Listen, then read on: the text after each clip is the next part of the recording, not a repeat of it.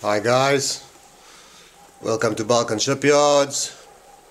Another episode of Balkan Bay Sailing School. My mess up in Guernsey. That's some serious water down there. It's in the Channel Islands. High tides, very high tidal range, and serious rocks that come out everywhere. So guys, before we move on to my mess up in Guernsey, so this is why we're called Balkan Shipyards, guys. Snowy day in the Balkans. Probably the highest shipyard in the world. Balkan Shipyards. And boy called the Bentley. He plows through this stuff like it's not even here. And let's move into the shop.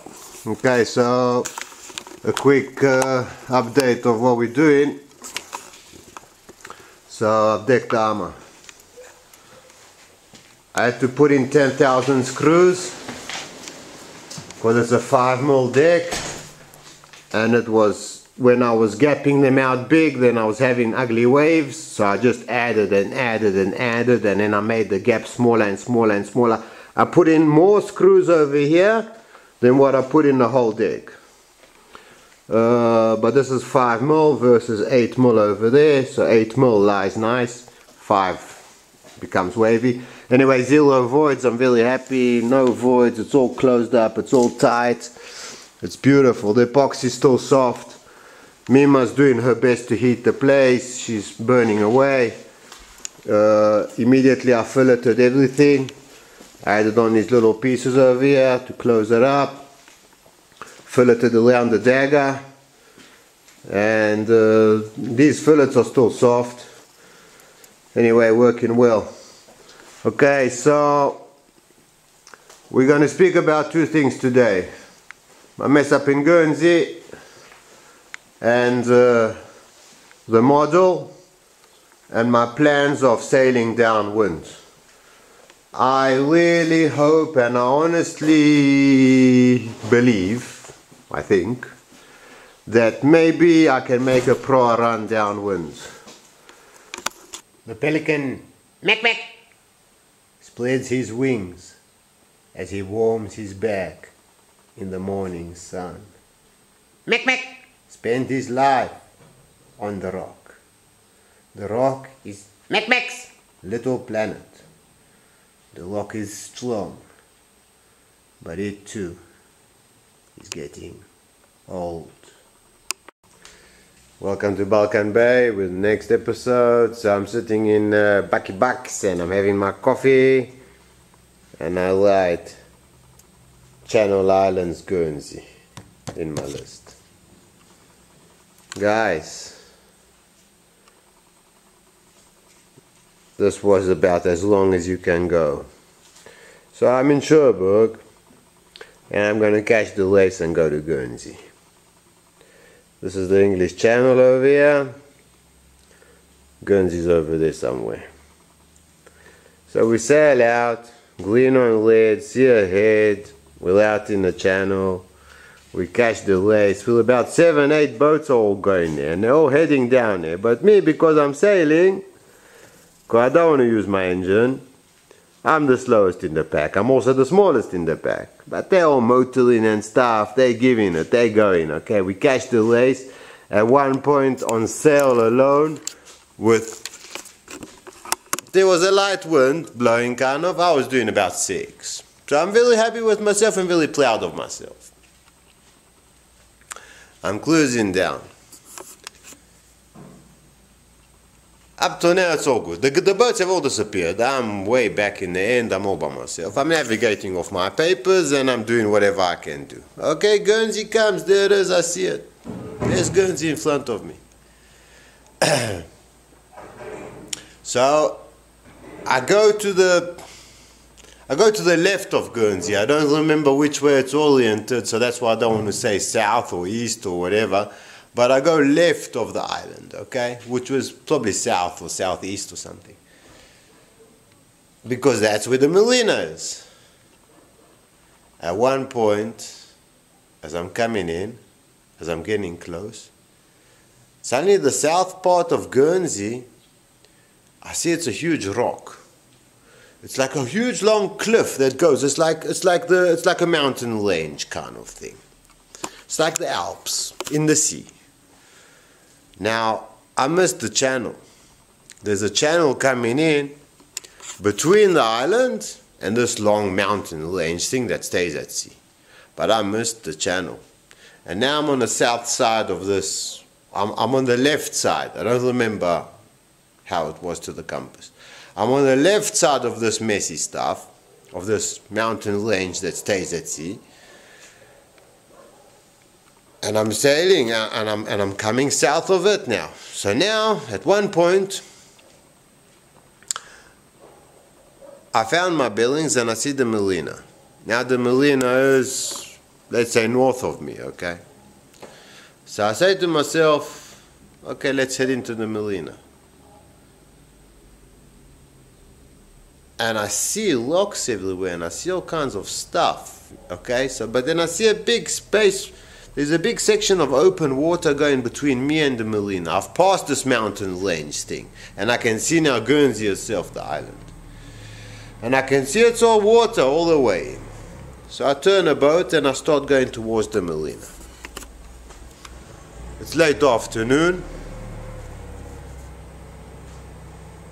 and I'm heading towards the marina. But there's stuff sticking out of the water.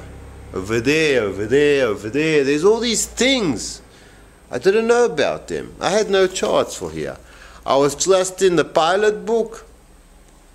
And the charts in a pilot book, they will bring me in. But there's no charts for here. In pilot books, the charts, they are only for the marina itself, or maybe just out of the marina how you come in. They don't give you the navigation in, the hazards and stuff like a few miles back. So I'm in a region with no charts. It's a rocky region and it's a tidal area. And I'm being stupid, so I head towards the marina. But because the force is strong, okay, and the force was with me and it was protecting me, okay, the things unfold in a very interesting manner. So as I'm heading towards the marina, there's a pole. In the middle of the sea, there's a pole sticking up. I don't remember even what markings it had at the top of it because I'm all alarmed with my situation and I don't know what really I'm doing, you know, if this is correct or it's not correct. Or I'm motoring by now. I'm not sailing anymore. I've stopped sailing. I'm motoring. And this pole, I pass it. This is a huge pole. It was not very close to me, but there was a pole in the middle of the sea, you know. You don't want to see a pole in the middle of the sea. It means something's wrong over here, you know. Suddenly, a fog comes in. The fog was so thick I couldn't see my bow. At that point, I turn the ship around and I start heading out south. Now I don't know what I'm heading to. I don't know where I am. I'm not navigating myself on a chart. I have a rough idea of where I am, and I start heading out backwards. But I can't see where I'm going. I can't see anything anymore. You know, I'm totally blinded. I'm not even watching. I'm kind of watching my compass, but I don't know where I'm going. At one point, I send Jenny to the bow. I tell Jenny, you go to the bow now and you stand on the bow, and if you see anything, and I'm just puttering, ta ta ta ta ta ta. I say, if you see anything, you shout as loud as you can. She's on the bow. She starts shouting suddenly. There's a boy, there's a boy, there's a boy, like a mullion boy, like there's a floating thing over there. It was a crab pod or something. I don't know what it was. Okay. I say, let's tie to it. I stop. I turn around, we find it, we pull it up, because I mean, it should be in deep water, I suppose, okay, I'm hoping, yeah. We tie to it. I say, let's just tie to it. I don't know where we are anymore. Because I'm inexperienced, and I don't know what I'm doing. And it's shocking when a fog comes down on you that you can't see your bow. You're in your cockpit and you can't see your bow on a 22-foot boat. Okay, that's 6.5 meters ahead of you. Not even that much. You can't see it. That's how thick the fog is. We tied to this thing, I just don't know what it is. It's got a thick line on it, so there's something heavy at the bottom. And I tie onto it. And I sit in the cockpit and I'm just waiting for something to happen. I don't know what's going to happen. Make a coffee, have a smoke. I don't know what I'm doing now. Now I just don't know what I'm doing and I don't even know where I am and I can't even see myself. Goes by an hour, 3/4 of an hour, not a long time. The fog clears away. It's dark now. In front of me there's a rock, 50 meters ahead. It's just sticking out of the water, just like that. Okay, there, just like that. A little rock. It's not close. It's okay. I look back towards let's say north. I look towards Guernsey, let's say. There's a little bit of flashing lights, there's stuff happening on the beach by now and stuff. The pole, I see it, it's still there. I see that pole, it's not far from us. That's the pole that we passed before. I'm so lucky we didn't clonk into it when we were coming back because we actually came quite close to it.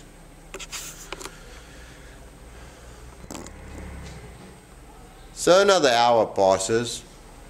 I'm in the cockpit, I'm not moving from the cockpit. I want to see everything what's happening now. I'm not interested. That little rock, an hour later, is getting bigger. And it's in front of me. I look behind towards Guernsey. The pole from last night. Oh yeah, it's got a rock underneath it now. I say, oh, that's interesting. I look at Guernsey. Now I see the Marina lights. They're flashing according to what it's flashing on the charts. And I say, that's the Marina right there. So, okay. It goes by another hour. All the rocks are getting bigger. They're all growing. At low tide, 5 hours later, yeah, the rock in front of me was a mountain. Under that pole, emerged from the bottom of the sea the Eiffel Tower. It was a ridiculous looking spiky thing that was just like went so high it was, I didn't believe it. I see the Marina, I take my compass and I get a bearing off the Marina. And with this bearing towards the Marina, I see there's nothing on the way. There's nothing on the way between me and the Marina on whatever bearing it was. It's the middle of the night, it's dark, it's low tide, everything's sticking out of the water, it's ridiculous. Or was it by now early morning, say? I don't remember. Because I saw this stuff, so it must have been early morning by now. Everything's sticking out so high, man. Comes, I say to Jenny, okay, so now we're on Baby Mana, we draw 1 meter.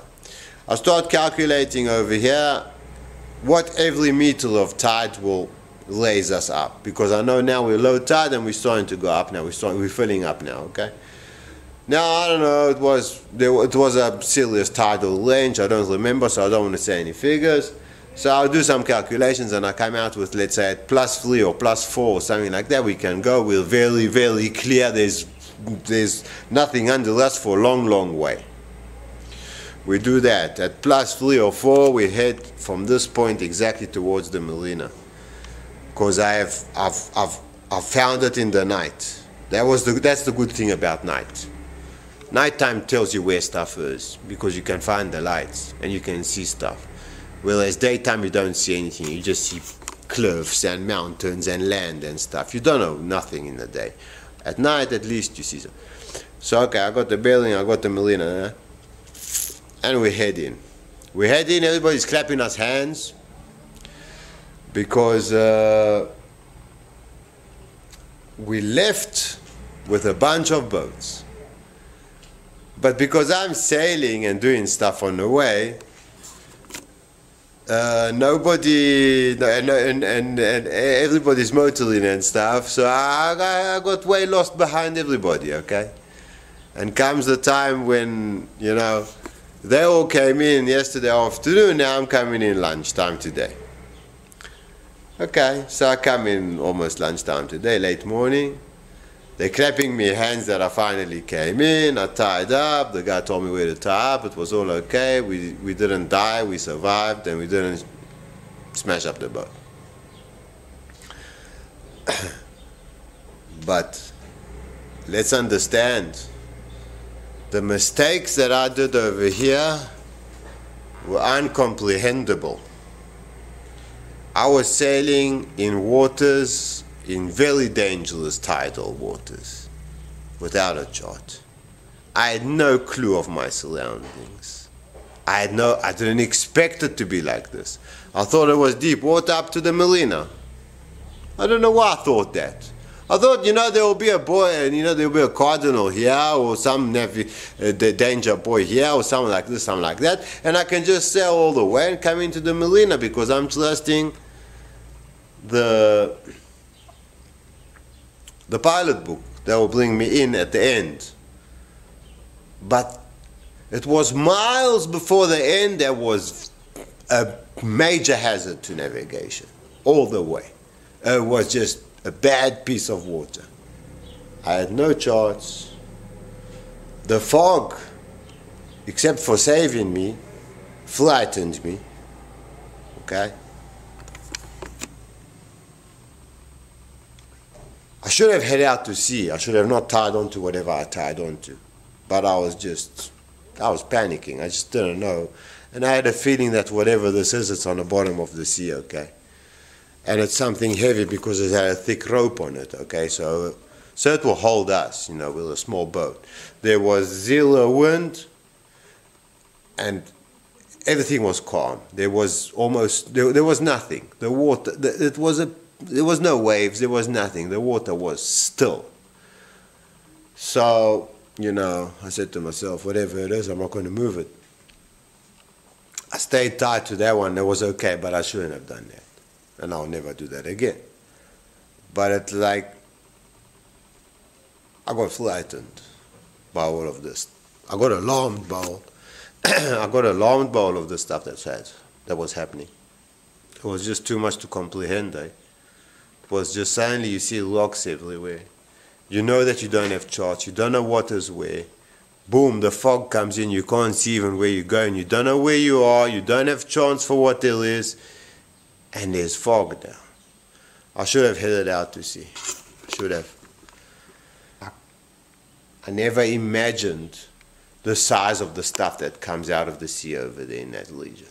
It just doesn't stop coming out. It comes out and it comes out and it comes out.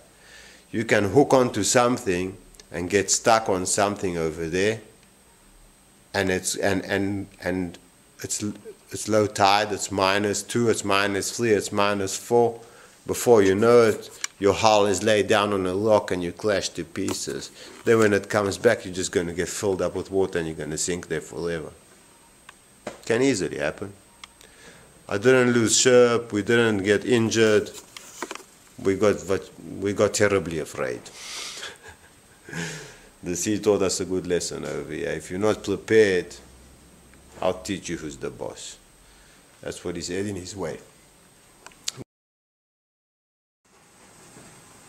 The greatest thing about the Lashang is that it can run downwind and you can set the sail between the two hulls, bringing your CE in the middle.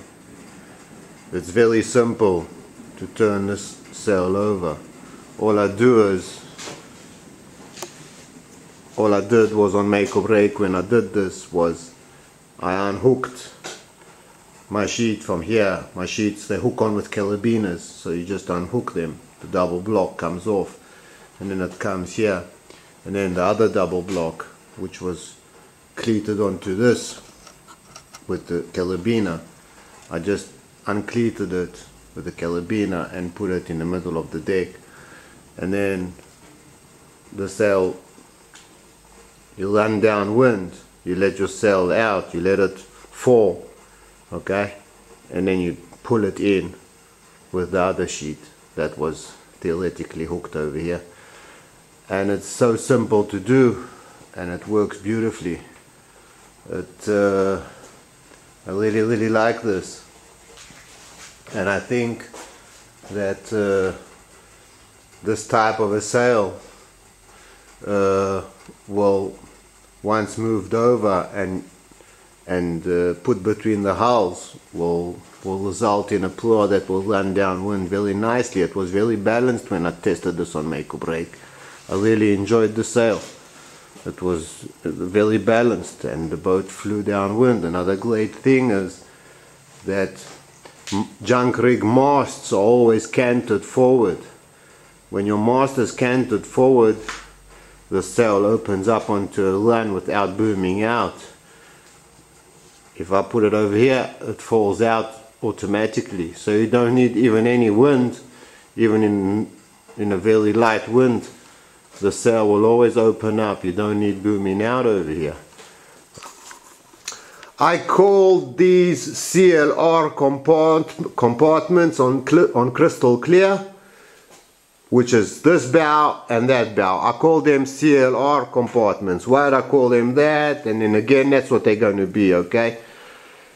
Let's say you're shunting all day long, you leave them light. You put nothing here. You won't have light bows. Pros want light bows. But let's say you're running downwind for days. Let's say you're in the trade winds and you're crossing an ocean. Okay? May the force be with us.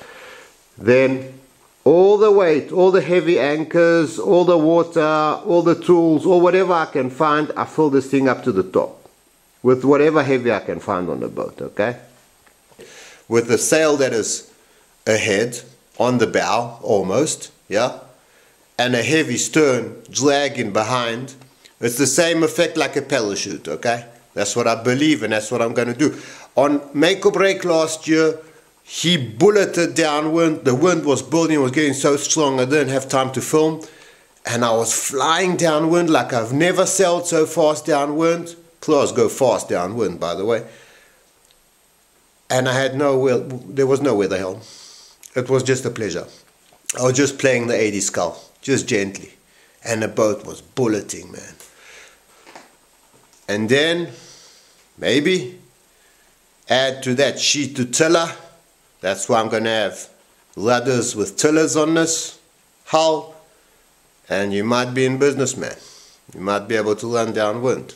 No autopilot, no nothing attached. Okay, guys? So anyway, all the best, guys. Balkan Shipyards.